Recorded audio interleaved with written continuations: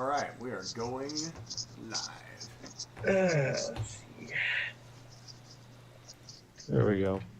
Hello, everyone. Welcome to Trackside with Tom. This is Tom Hogan, the owner and operator of Steel Highway Railcams, and tonight I have three co-hosts with me tonight. I have Mr. Evan Weber with me tonight. Evan. Hello, how's everyone doing tonight? And thank you, Evan. Evan was up in Minnesota with me the Sunday, Monday, and Tuesday, setting up this webcam. Yes, it was surprisingly easy, honestly. I don't know if that's how I would describe it, but we will regale you with the stories of how setting up, how this actually went. Enjoyable, maybe not for Tom. I don't know. Yeah. At least for an amount of time, not all day. Yeah, that's for sure. Also have Mr. Patrick Shea with us tonight. So say hello, Patrick. Hello, everyone. And Patrick is going to be lending some of his Iron Range expertise with us tonight. And Sam Bolte, are you done getting your beverage now? No, I'll just wait. All right. Well, Sam again, also going to be chipping in with some knowledge and wisdom on the Iron Range as we celebrate our first Iron Range webcam tonight. So, thank you everyone for joining us, and we are going to. I'm actually looking up the first timestamp here right now, which is 12. Let's see here. Oh, 9:31. So we're gonna go. I don't think we can quite. Maybe we can get this. This goes back 12 hours. We have a train at 9:08 or 9:13 actually. Yeah, that's what I was looking for, and Okay. I wasn't sure if it was gonna reach back quite far enough for me, but it has. No, we just barely got it. Yep. And so I am going to go ahead and switch us over to the live view, or not the live view, but the recorded view. And then I will turn on the screen share, and we will enjoy our first roll by off of the Munger webcam.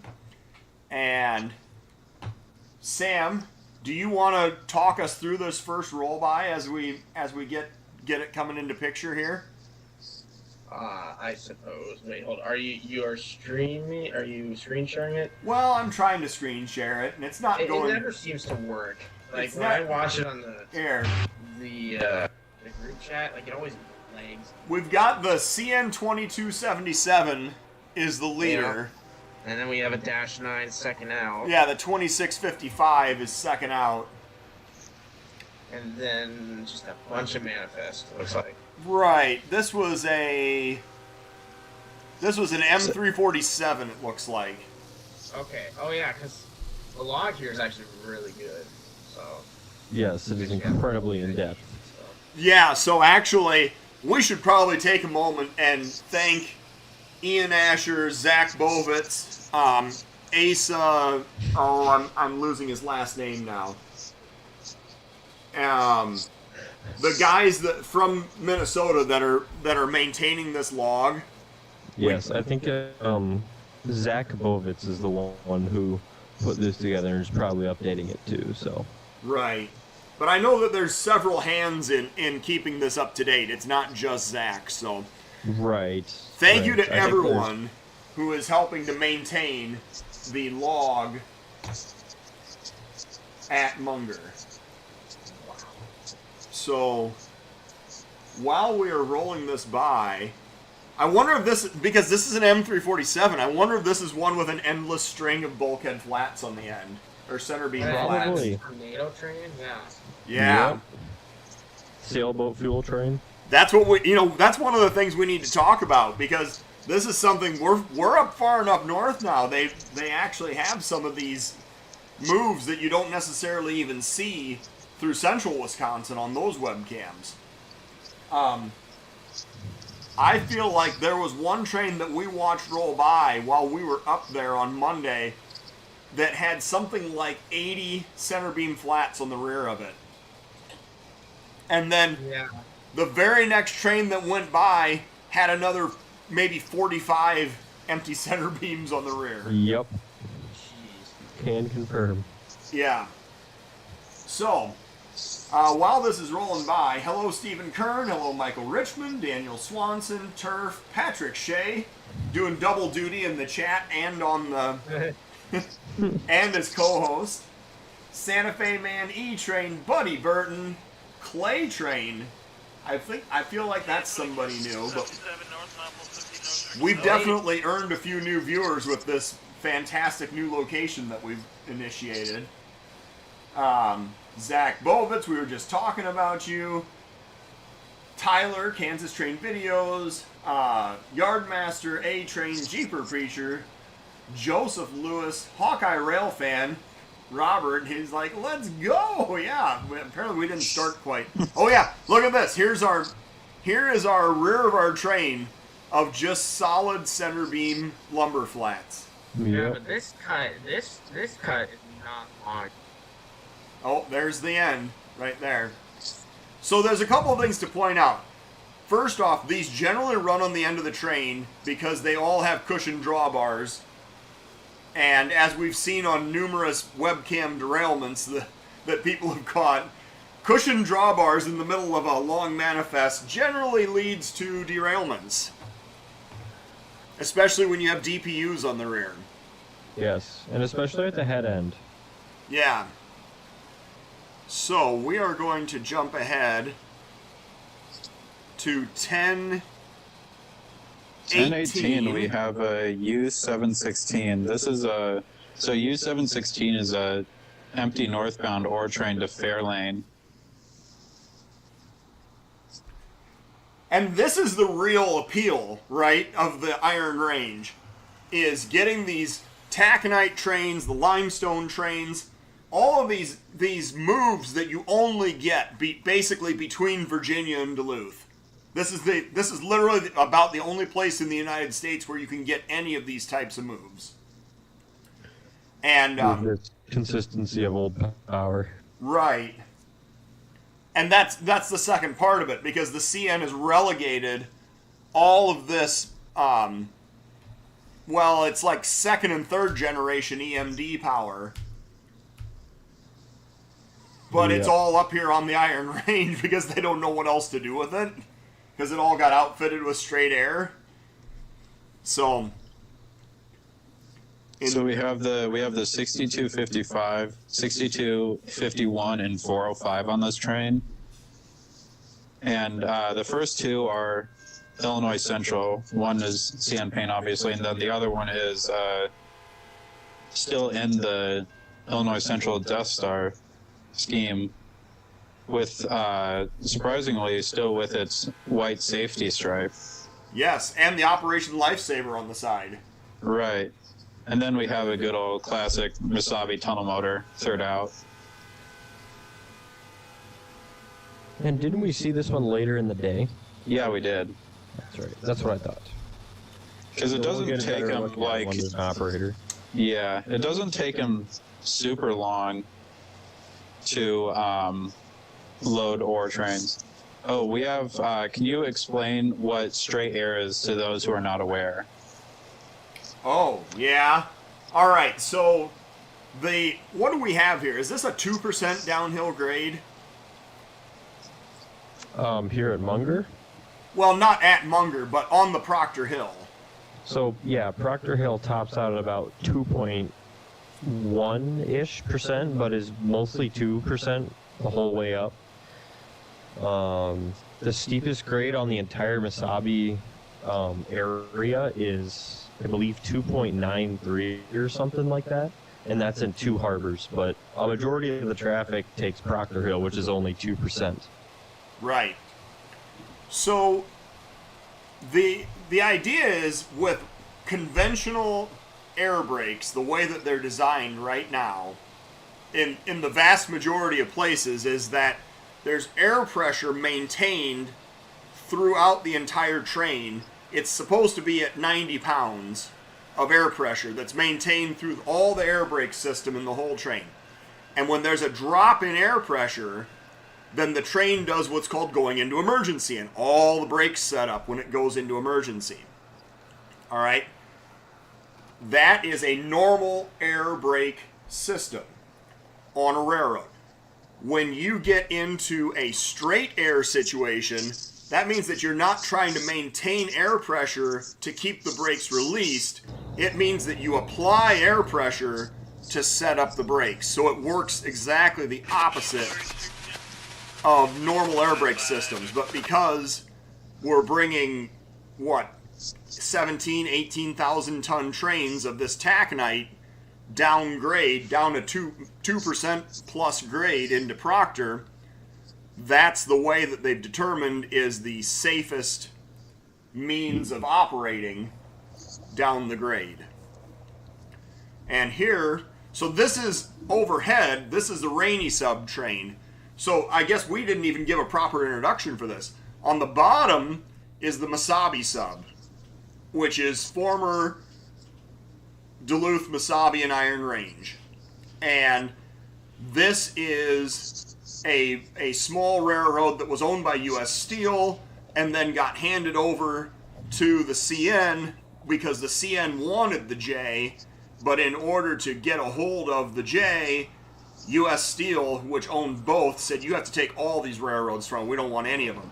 And that's also how they got a hold of the Bessemer and Lake Erie over in Ohio. Or Pennsylvania. So this is, let's see here, 1135. So this is an M302. This guy is going southbound on the Rainy sub, which is former Duluth, Winnipeg, and Pacific track. And the Duluth, Winnipeg, and Pacific was a subsidiary of the CN for a long time, and then was just kind of incorporated into everything else when the CN started expanding in the early 2000s. And buying the Wisconsin Central, buying the Illinois Central, buying the EJ&E, and they all just kind of got incorporated into one big railroad. And so now the CN runs directionally with only, well, I should say mostly southbound traffic going across this Rainy sub overhead. And then you have traffic in both directions, but primarily going north, which is toward the camera on the Mesabi sub going underneath. So that's kind of a little bit of an introduction of what we're looking at here. And I believe the Mesabi sub was actually double main here at one time, but one of the mains was picked up and now it's just single main CTC with sidings. Is that correct, guys? Yes. Yes. Yep. Very occasionally northbound run. Yeah, somebody's got this going in the background. So, yes. So, all right, and sorry, to finish the conversation about straight air versus regular train brake air, Craig makes a great point. So to finish that up, the straight air can be set. They can set up the brakes with straight air while recharging the normal train brake system. And then once it's recharged, then they can set up the brakes on the normal train braking system, the brake pipe, and release the straight air. So that's how the two systems are used together. Thank you. I got distracted there and I did not finish that thought. So thank you, Craig. Also, I believe our leader on this train was of interest just because of what is being said about them with possibly replacing all the older power. Oh yeah, this is a southbound CN 3316 is the leader, and that is what is now being called the range killers. Is that the correct term? You could say that, yeah. That's what people are referring them to as. Or the God's power going up to the range. Yeah, it really is. Yeah. Sam, you're really quiet. Yeah, you are really gotta quiet. pick up the mic there, Sam. I don't know what I'm doing, so I'm just talking. All right. Uh, Well, anyway, so it's thought that these, it's an AC 4400 is the actual model, but that it's going to start replacing all these standard cab EMDs that are currently being used on the out of the Proctor yard and between Proctor and Virginia. So let's can you hear me now? get our next roll by queued up here. So this is also the Mesabi sub, but it's looking the other direction. And in this case, we're looking at a southbound train that is going toward Proctor and Duluth. And did we decide, did this guy have a cut of storage cars here on the head end, followed by Yeah, Manifest? so these cars came from Virginia. They were stored up there for, I think, like 2 years or so, just because Sam didn't need them, I think. So what I'm hearing is they're probably going to go to scrap now. All right. Really? That is one ratty looking BNSF H2 that went by. Third out. Can you hear me at all? Just barely, Sam. Would you maybe turn me up, because I don't know, like, what to do. Like, I don't have any control over it. All three of you are coming in on the same audio feed. I can't turn one of you up individually, no. I guess you're stuck with this then. I guess we ought to try Discord one of these nights then. Yeah. So, anyway, so here we're getting an example of the loaded center beam cars with loads of lumber that are wrapped in plastic, except for not all of them, because that one is exposed. But these are your loaded center beam flat cars that then get run back in long cuts going empty the other way. All right, so going back to the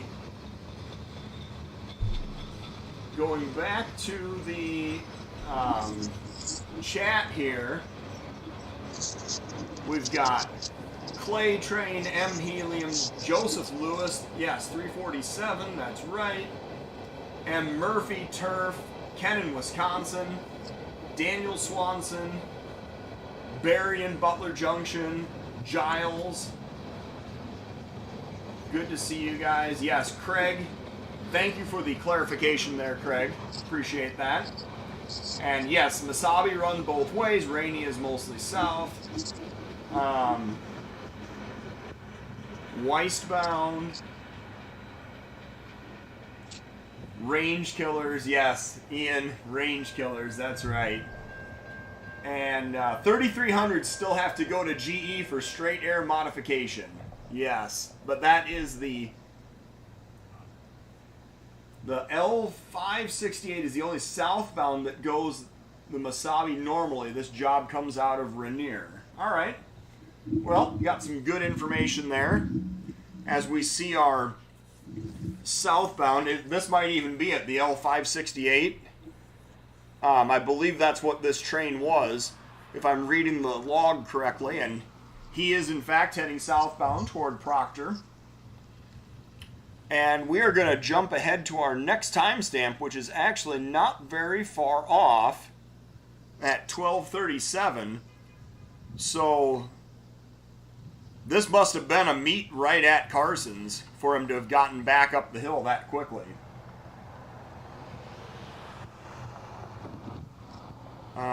Going ahead here just a little bit, and here comes our next northbound.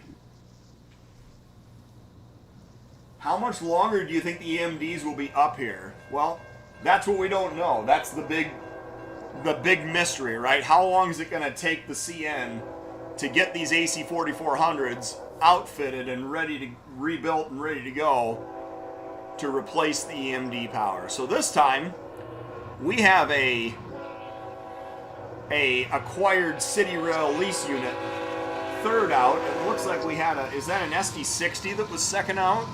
75. A 75, all right. Southwest One thing I've Railcams. noticed is those city rail Gevos are super common up here. Yeah, it seems like we see more of them here than we do, for instance, at Stevens Point. Yeah, it makes you wonder if they're somewhat tied to a pool of some sort. On It does the make you wonder, yeah. mainline trains, like manifests that flip back and forth. Mm-hmm. Yes. Jeff and Christy with Southwest Railcams. Nice to see you guys tonight. Thanks for stopping in. And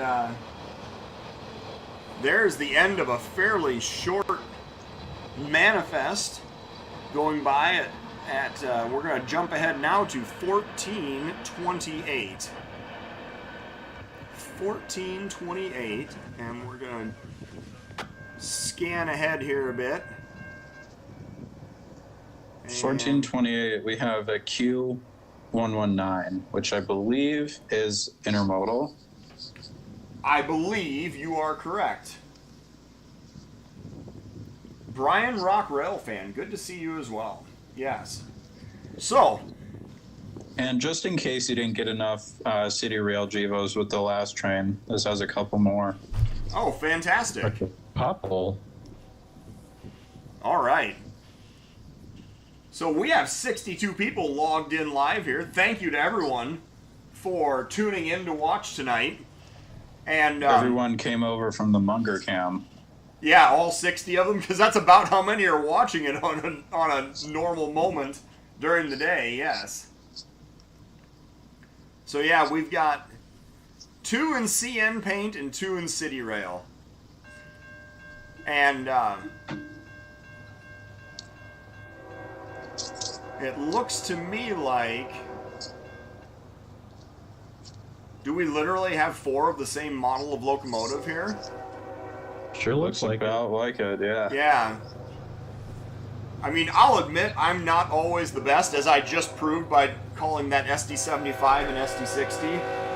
That I'm just not that good at spotting all the time, but this one really looked to me like it was just 4 AC 4400s.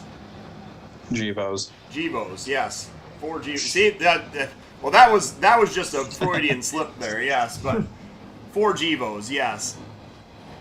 And this is all 40-foot, well, at least at the beginning here, it's all 40-foot shipping containers. So this is a Q119, and we're looking at, I mean, is this a Prince Rupert train? Do we know? Craig says it's Markham to Vancouver. Oh, Vancouver? All right. Well, it makes sense. Either way, these are ocean shipping containers, 20 and 40 footers, and going out to the port on the Pacific coast to get loaded onto ships and go back across the Pacific Ocean. We've got Ocean Network Express. The MSC is Mediterranean. I saw there's a Hapag-Lloyd, MSC. So a lot of different shipping containers here. Oh yeah, we did not have a program Monday. I really wanted to have a program Monday, and it just did not work out. But this might be a good time to segue into our adventures on Monday. So, Evan, are you ready to dive into this? Oh, yeah. So, the first thing that everyone needs to know is that the people that own the Munger Tavern are easily the nicest hosts that I've ever met. And Evan's been with me on quite a few of these installs. Katie, and I cannot remember her husband's name, but they were 2 of the nicest people that I have ever met as a host on an install. Absolutely, I agree. Yeah, they were just fantastic. They were happy to help with anything that we needed, get us access to wherever we needed to go during the day, and just basically happy to have us there.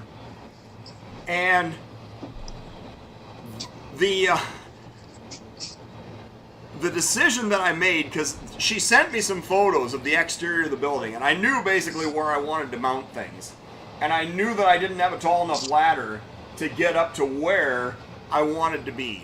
And so for the first time ever, I rented a lift to be able to get myself basically about 35 feet up in the air to mount the camera and the antennas up to the top of the building.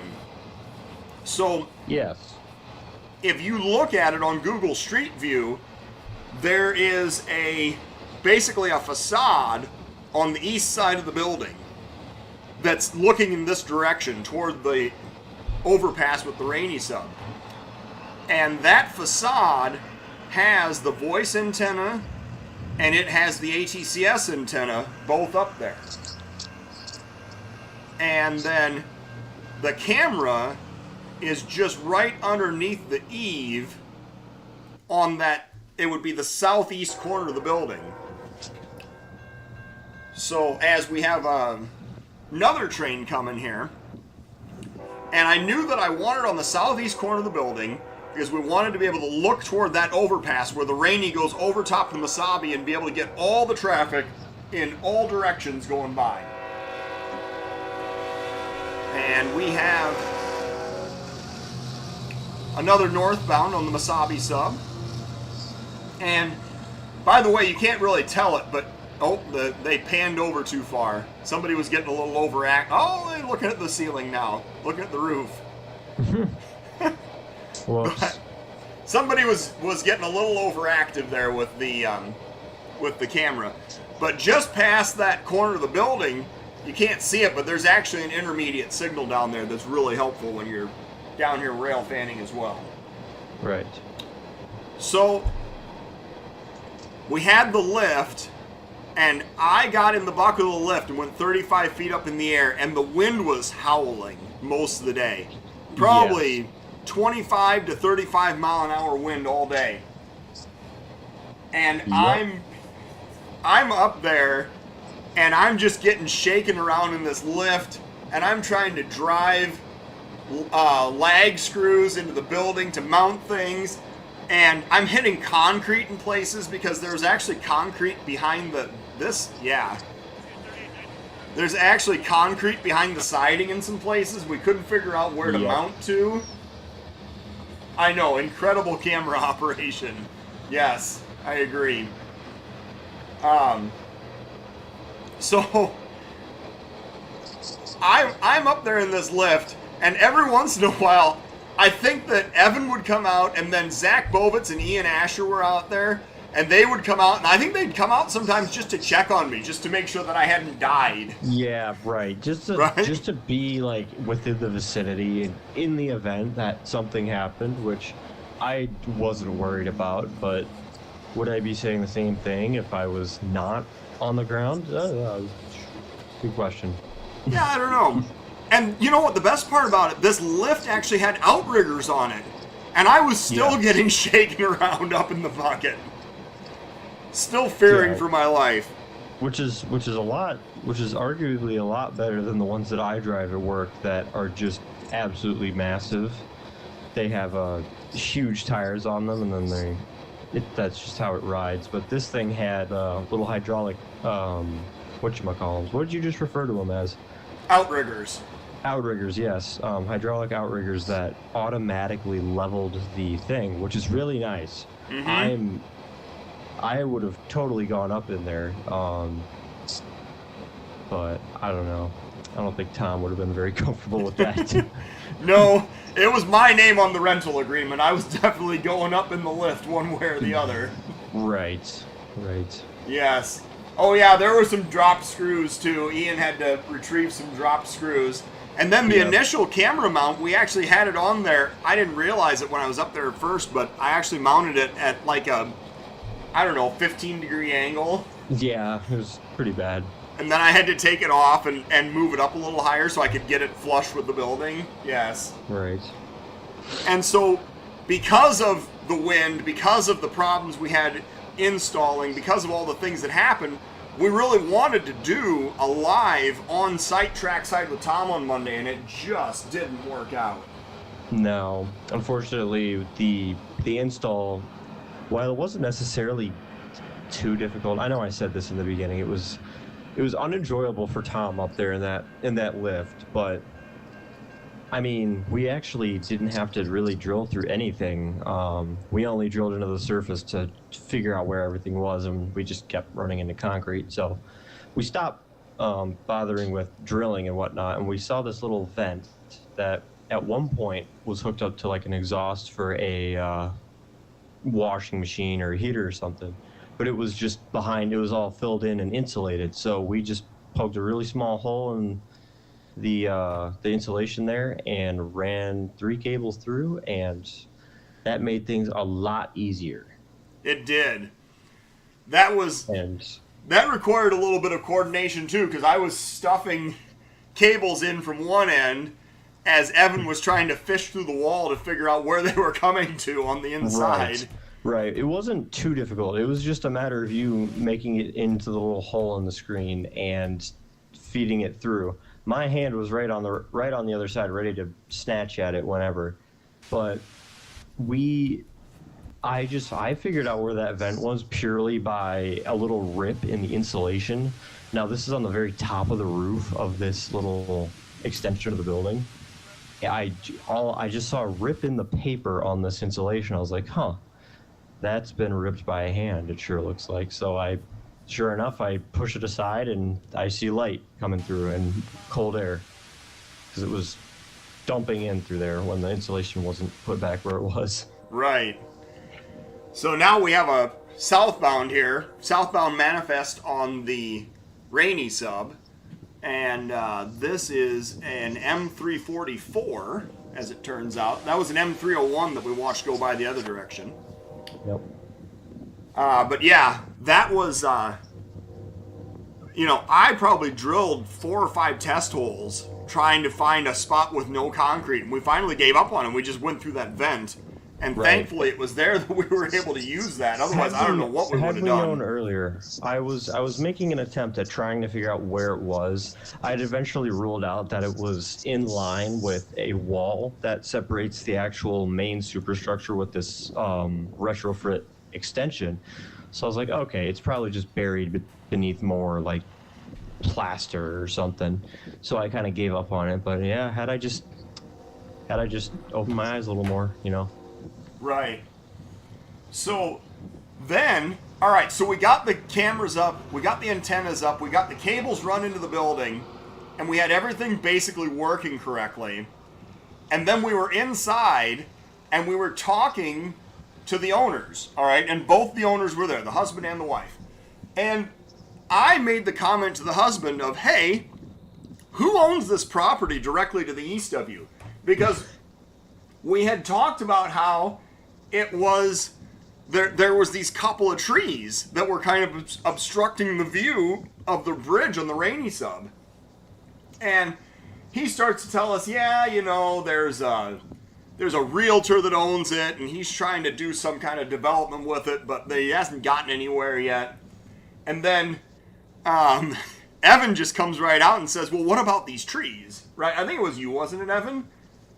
Yeah, right. I was trying to get the trees that were blocking the Misabi sub, because coming around the corner, it was the trains were pretty badly partially obstructed, and I was especially worried for when leaves get going on those trees, because that could have been kind of a game breaker for this money shot that we're looking at right before our eyes. So we will progress as to why we are looking at this camera. I mean, there were people who did. So basically, I was handed a yellow strap, and it was extremely robust. And then there was a Ford F-250 with a massive V8 in front of me. So I used my devices, and I made the best of it. And we ended up relocating, permanently relocating some trees on a horizontal plane rather than a vertical plane. Now, this was all caught on video. I wish it was framed a little better, I'll be honest. But we did frame it to where you could see what was going on. So basically, we only had to take care of probably 4 trees one of which put up a little bit of a fight because it was right up against the trunk, but once we pulled it in the other direction, it gave way. And it was like they were sitting in Play-Doh. It was surprisingly easily.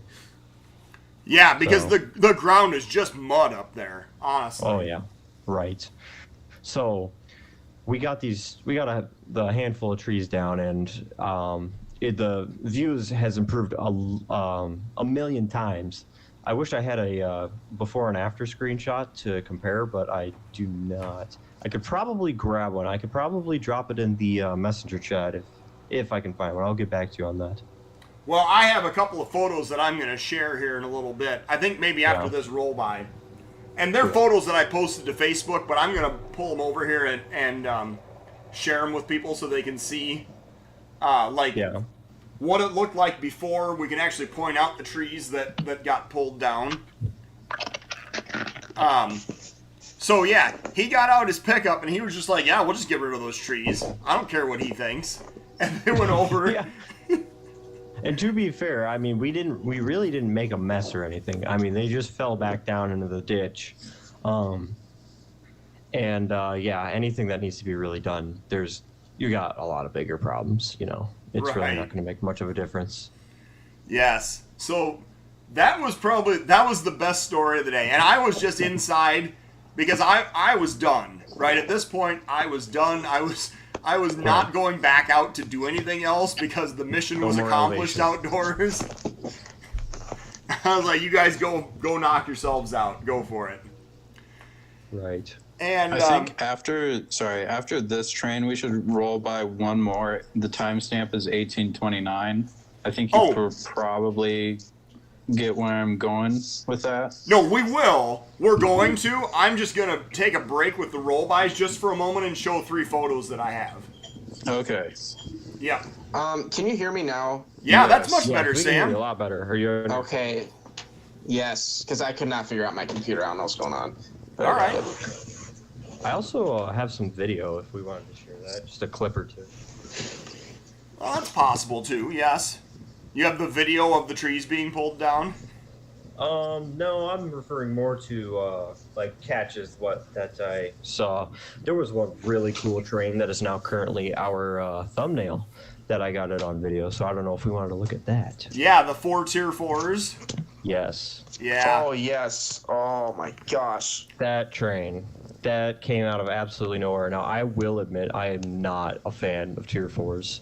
I don't dislike them per se. It's just there are a handful of other things that I would like to see rather than Tier 4 Gevos, but Right. they are reminiscent of AC60s, so I understand why people like them. It's just that I like the flat top radiator look. I'm not a fan of the sloped radiators. But anyways, that doesn't matter because this train just had too many clean units and it was just too cool. I mean, I absolutely had to shoot it regardless of my opinion on these locomotives because they were clean. So, Well, all right, I have 3 photos that I'm going to show here. Go for it. This first one is actually that I took from the bucket. This is before I had installed anything. This was the original view.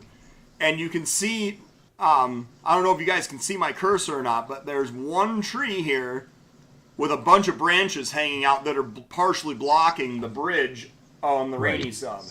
You can actually see the tree itself. It's the thickest one farthest to the right there. Yeah.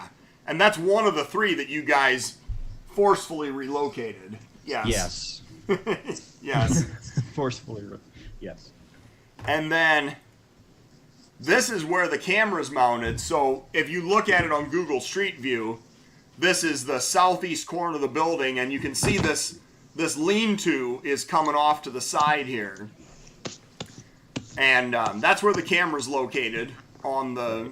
And this is actually the second. This is the new location, the second spot for the camera where I actually got it level. Right. And As you then can see, the angle of the shingles, or not the shingles, the siding, didn't do us any favors the first time around, but Tom Right. figured it out the second time. And then this was what I worked on indoors after we had the outdoor install done. If you go into the Munger Tavern and Grill, This is on the east side of the building where you have a big bay window that you can look out and see the railroad tracks, see both railroad tracks. And this wall is on the east side of the building where you can look over and see the ATCS map, which is, this is the, it's the Duluth Superior Terminal map that Mark Lowe was gracious enough to edit for us slightly and include the location of the Munger Tavern. And this is hanging on the wall, and you can literally sit there and know when trains are coming and enjoy your dinner, you know, drink your beverages, whatever you're going to do, and then when you're ready, you walk out, you know there's a train coming, you walk out and you get your shot of the train, and then you go back in. Right. Rather than asking everyone, hey, can you get your phone up? Check ATCS real quick. Let's see. Oh, he's not here yet. He's not here yet. Then this avoids the whole being in your chair and then looking up all of a sudden, oh, it's right there, and you have 0 time to set up. Yeah. But this will put an end to all of that, and also provides a very good source of entertainment. So this is inside the building, and this is why there is an ATCS. The ATCS is being hosted from this location as well. They're picking up like 6 control points. And it was kind of a spot that would go in and out. There was some spotty coverage there with the Symar siding and the Coons siding and Carson's. And so this fills in that gap real solid. And it's getting 5 or 6 control points with no problems at all. So this is going to give, when you guys go up there, because I know that everyone loves taking their Iron Range trips now. You go up and you check out the Munger Tavern, and you can sit there and literally know exactly when and where to go find your trains. So, Evan, do you want to tell them a little bit about the renovation we did inside the building in order to make this happen as well? So, I'm sure, I don't know if this is necessarily public information, but all of our host sites, the equipment is provided free of charge by Steel Highway for Steel Highway's system. And a lot of times, some of the places that we install at, somebody's got an echo. A lot of the places that we install at are the buildings aren't necessarily modern per se. Right. And they're often filled, especially with businesses, they're often filled with a lot of paperwork and documentation and inventory and stock for, you know, restaurants and bars like this. So we were in a storage area in the building, and we offered to get rid of this very old and very 80s looking, like cream and plasticky wood top, you know, like really old and tacky desk that was taking up an obnoxious amount of space and not contributing to storage whatsoever. So we ended up getting the host of our camera some shelving for organizing the stock better. Yes. Just black plastic, you know, stackable shelves, right? And we like pulled the desk the out. The ones at Menards, you know, the ones that just pop, boom. You got yourself 4 or 5 tier shelving. Uh-huh. And the webcam equipment, the server, and the ATCS servers all up in the top shelf, and then they had the lower 8 shelves on 2 shelving sets to use for all of their inventory for the bar. Right. And so we spent, I don't know, probably an hour and a half, 2 hours, literally reorganizing this lady's back room so that we could have the space that we needed. And she was thrilled. Do you guys all, I think Evan and Ian and Zach, you guys all ended up walking away with t-shirts? Oh, yeah. Yep. Yes, we did. Yeah. Yeah, I mean, it was really the least we could do, because it is absolutely amazing that out of, you know, the Mesabi sub doesn't run through populated areas by any means whatsoever. Like, if you were getting a cab ride on a train, you'd be looking at trees 99% of the time once you're out of Proctor. So, yeah. like, And to have this opportunity at such a, literally the perfect location, you know, it really is the least we could do, because this really is a fantastic camera. So I'm going to interrupt you quickly. We have a limestone train that went northbound by the camera here with, I think it was a 40W leading. Yep. Canadian safety cab, SD40. Yeah. So these cars are loaded with limestone, and they're taken up to the mines, and then the ore comes back in the pelletized form, coming back down into. So this gets loaded in Duluth, right? And then the loads of ore come back down. Yes, the limestone is used in the process of making taconite pellets, which is what is pumped out of these taconite facilities. Not sure what they'd be really called, but the limestone comes out of Duluth, goes up Proctor Hill, but it comes from Duluth, so you're pulling loads uphill, and these trains require a lot of power. And as you can see there, they weren't really working with a lot there. They just had 340s, and as a result, their train was only so long. It's pretty interesting there. You can actually see the front and the rear of the train all in one frame. Yes.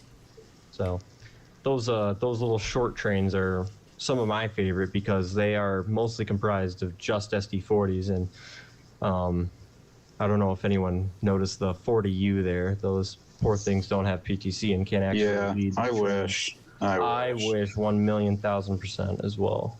So. Our next train here, so this will be A438, I believe, and it has a fairly well-known resident of Proctor Yard.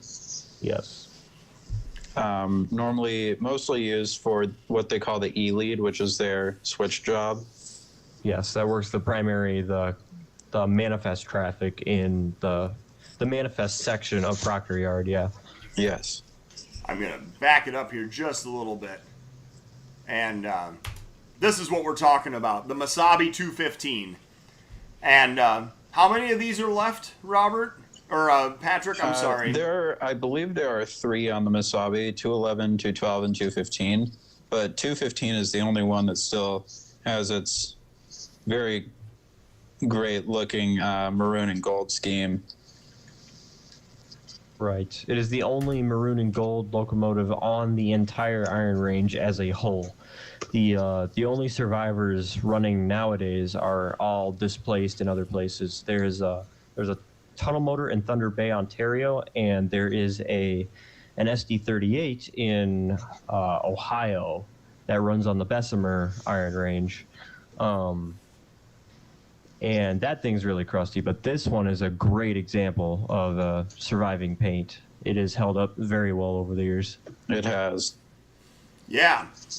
If you guys look up BLE 862, you can get sort of a sense of how crusty that thing is. But nonetheless, that thing does lead trains out in Ohio, and I really do want to go see it. Yeah, the problem with 215 is it just doesn't really leave the yard except to go up to wherever it goes to for inspections. Right, and it only it doesn't see any mainline use anymore. I think the CN stopped using 2,000 horsepower SD units as a whole on ore trains around 2012, 13-ish. Somewhere around that, yeah. A little before the PTC enforcement era, so.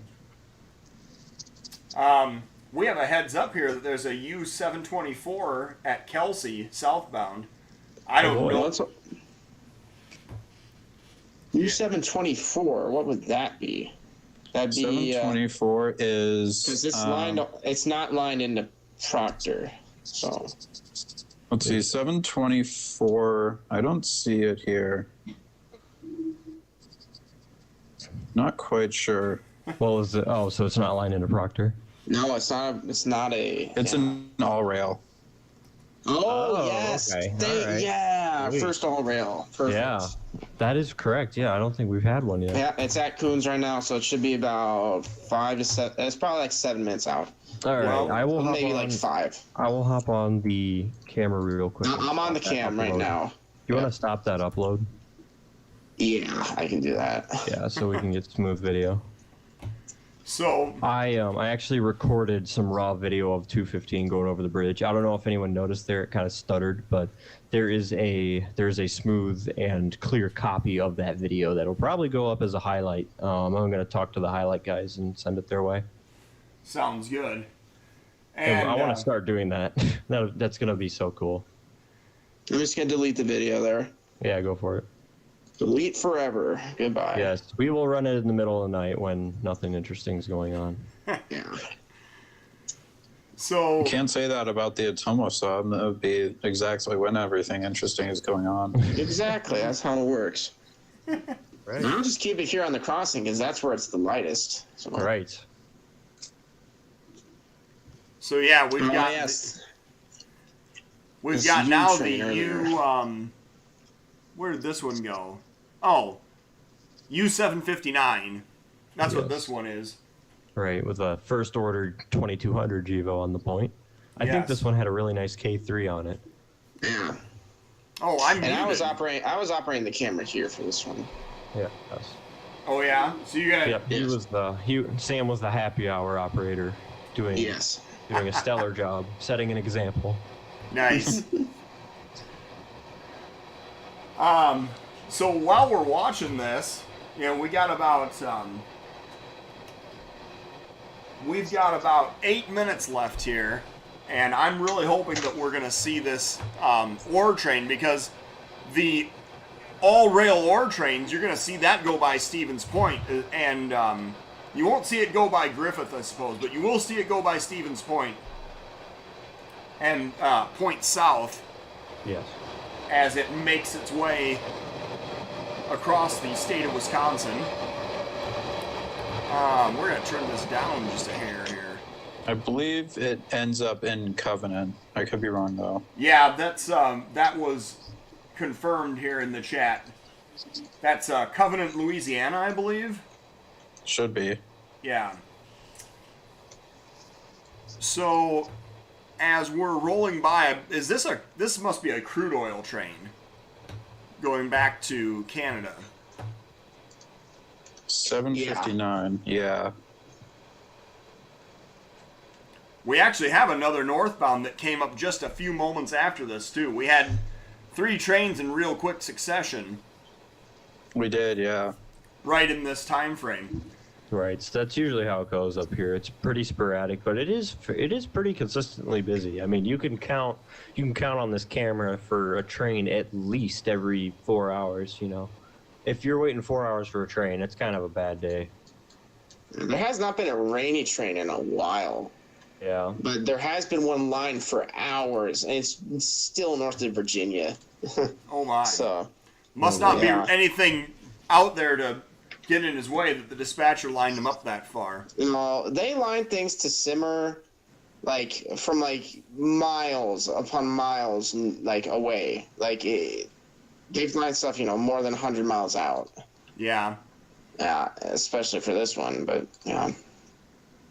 Well, this guy is working his way upgrade pretty hard as well. This is a A439 northbound. Yeah. Yes. Oh, hello, City Rail. Another one. I know. Yeah, they're literally on every train. They're literally on every Looks train. like we now. got cloud banged. Oh well. Yeah, at least there's. Yeah. So Sam, you said you at least were. the HDR is pretty good on this camera. Yeah. What's that, Tom? Well, I was gonna say you were taking credit for the camera operation here, and you kind of let the head end get out of the frame before you adjusted. So, just a little constructive criticism there, I suppose. Yeah, I was letting them get past and then zooming out. Yeah. I gotcha. All right. Sorry, I was corrected here. It's Covent, Louisiana, not Covenant. It's late. Oh, gotcha. Convent, Louisiana. Convent, yeah. Yes. Just And goes to show. yes, drill bit oil trains. Drill bit. I'm not familiar with that term, I guess. I am not as well. If we could get some elaboration on that, that'd be great. Maybe. That I would mean, be great. the CN think- does run crude oil trains from Alberta. That's what we were just talking about. But I don't know. I'm not familiar with that term, a drill bit oil train. Oh, okay.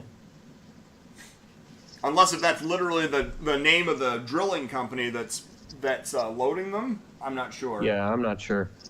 I mean, I mean, you need a drill bit to get oil. I mean, if that's what you mean, I mean, yes, yep, that's the case. So, how close are we getting on this? Let me see here. If I pull up, It's pretty close. We have another block to go. I just wait for it. Yeah.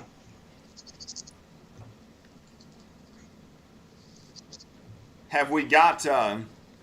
We got people there sitting at the crossing. So, Sam, are you you're camera operating? Is that right? Yes, I still am. Yeah. So, have you got us swung around to the north to look at this when it shows up?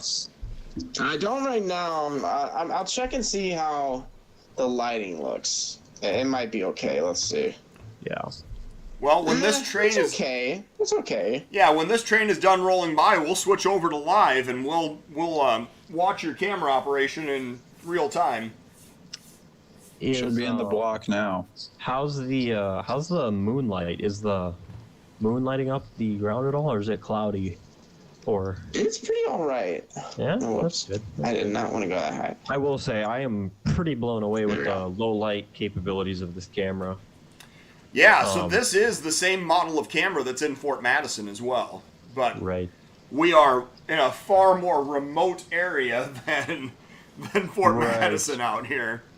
That is correct. That is why, unfortunately, the internet, despite being pretty fast, it's a little bit stuttery, especially around happy hour when everyone around town has convened at the tavern. Yes. Tavern to scroll through Facebook and upload videos and all that. So, but oh well, what can you do? Hopefully, maybe something in the future can change where the internet speed just speeds up a little bit. But I don't know if for it the will. time being, can't complain.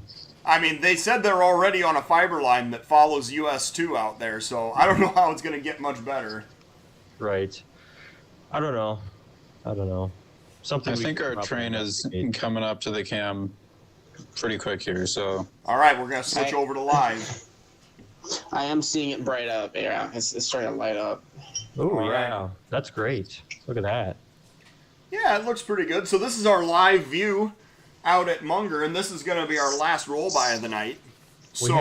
We must have a full moon out. Well, the other thing I was going to say is when there's moments of the Aurora Borealis out there, the Northern Lights, this is going to be a great place to be able to watch those also. Right. true. So make sure and check in for that as well. And I think that as we are waiting for this approaching train, because you got to remember I'm about 30 seconds behind you here, I'm going to thank the Munger Tavern, the owners. They're just fantastic. And, thanks for them hosting.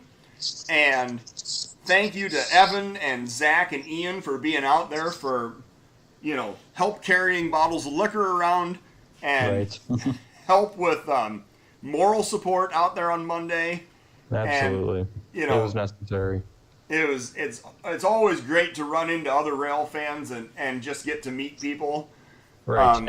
And I would really like to thank Zach for doing a great job on creating the template for the train log, because it is not only in depth, but it highlights just about everything you'd want to know. Yes, that is correct. What? Why did it do that? Oh, No, that's kind of lame. Oh well. Oh no, there we you're go. back. That was weird. I don't know. why Maybe it's doing it'll that. cooperate. Yeah, we're still kind of fighting with the night vision. Right. We're trying to lock it on conventional mode and just using night vision while manually focusing while there's a camera operator, so that we can, because it can see rainy trains. So looks like we got lucky. So enjoy this roll by here. Yeah. There we go. Perfect. Well, in real time, the roll-by is just starting to happen. Right. I'm monitoring it. It's a little in the future, but Yes. Oh, I So love these all rail trains. yes. the final thing that I want to mention here, and this is going to be a little bit long-winded, but thank you to everyone who has supported us. We had up to 133 people watching this the first day it was up, which is literally a new Steel Highway record. And we've had consistently 50 to 60 people at all times watching this camera. This is the new #1 camera on Steel Highway now, which I suppose shouldn't be a huge surprise, but No, not really. but we have, in fact, this is what we have managed. We have a new #1 at Steel Highway, and it is on the Iron Range. Think of any webcam anywhere where you can see SD40s in big numbers daily. Right. Well, Drop it in the chat. I actually do want to see, I want to see what everyone knows. yes. And thank you to everyone. There's been some very generous donations that have been made from people that love the webcam location, and people that have joined the channel as members to support in a monthly way and to order the magazine. It's really been overwhelming, and I can't express enough appreciation for all of the support that's been given since this camera is just in the 3 days that's been operating. It's just blown me away, honestly. I can't say enough, so thank you. And, final note, go to steel-highway.com and go check it out, because there's a fantastic issue out there right now that people can order.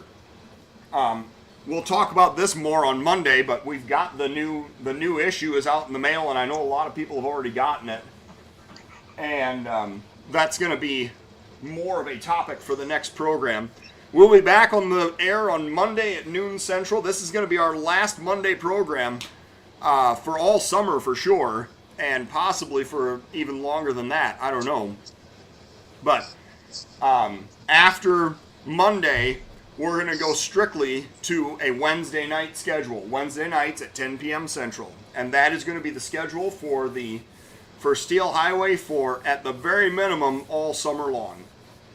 And thank you, everyone, for tuning in. Thank you for supporting the channel. And, pardon me, and Patrick, Sam, and Evan, thank you both all for being here and helping to co-host tonight. No problem. Yeah, no problem at all. Blast. This is definitely a landmark event in Steel Highway's history. It is. So, all right, we're signing off. Good night to everyone. Thanks to the 72 people that logged in to watch us live. And we'll see you Monday at noon. Monday at noon.